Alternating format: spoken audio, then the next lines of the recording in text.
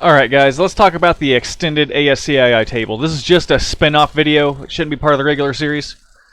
But I have accidentally demonstrated that this does not work. They're not in the right order, so I have something that might help. So look at this code right here. I haven't explained this, we haven't learned this yet, but just go ahead and copy and paste it. If you want to copy and paste it, visit the website. It's all right there. It's in the link in the description. Let's go ahead and run this guy.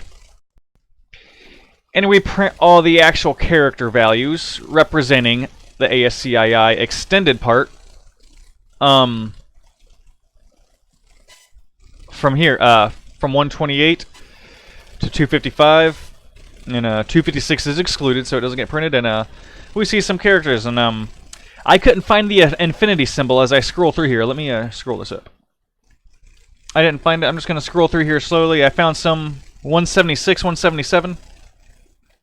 These are used for the degree symbol and the plus or minus.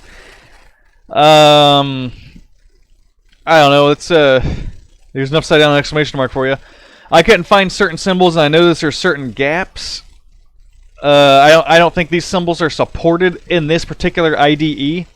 I didn't try running this program through the command or through the console, but I don't know. Maybe someone else has more information on it than I do, but right now this is not the focus of the video. But here are some symbols that are actually supported, and I would still trust these, depending on what language you're using. I would still trust these symbols on the actual website itself. But I don't know. Maybe if you run your program through a different environment, it may or may not work.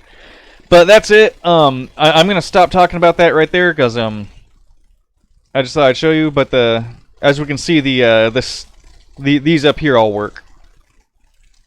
But the extended table seemed to fail in this little environment. But that's it. Thank you for watching, and let's get back on track. Let's go back to the main series. Thank you for watching.